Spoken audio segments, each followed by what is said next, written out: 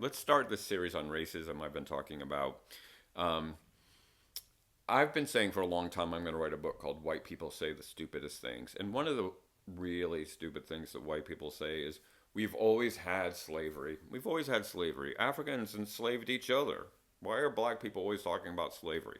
Well, true. Throughout human history, there has uh, always been a form of slavery.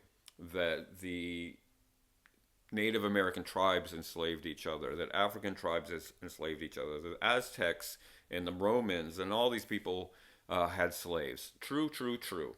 But that type of slavery was qualitatively different. Historic slavery was based on the prizes of war. The tribe A goes to war against tribe B, and if tribe A wins, one of the things it gets is to enslave tribe B. That type of slavery has always existed.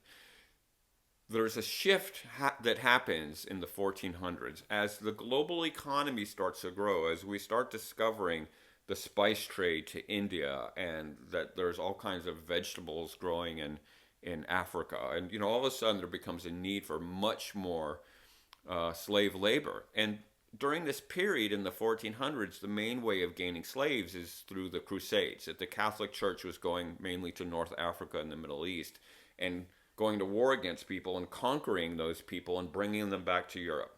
Suddenly, that was not cost effective. There was a need for a lot more labor. And these Portuguese slave traders would be going to the Pope and saying, hey, we need more slaves. There's just a greater need now. And the Pope was like, I got a problem. And the problem is what we call the Moses paradox.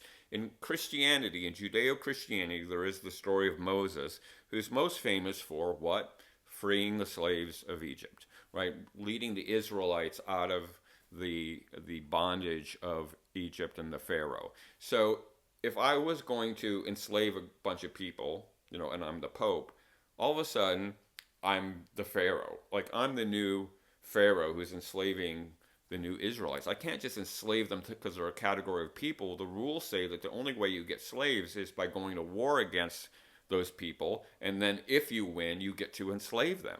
I can't just enslave a group of people because of who they are. That would make me the Pharaoh. That would make me the hugest hypocrite in the world to be the leader of the Christian faith, who one of their founding patriarchs is Moses, who freed the slaves, for me to go and just enslave other people. I've got a little bit of conundrum here, and we're in the late 1400s, and it is it's troublesome because the slave traders are like, we need labor, we need slaves, and the Pope is like, yeah, I got this Moses thing that's like hanging me up. I don't know what to do about it. So the answer to that is what creates modern racism. How the Pope gets out of this Moses paradox thing is what creates centuries of chattel slavery. And we're going to answer that question in our next little video clip. So stay tuned. If you're interested in these little mini lessons about the history of racism, please subscribe and like and all that good stuff. And welcome to the resistance.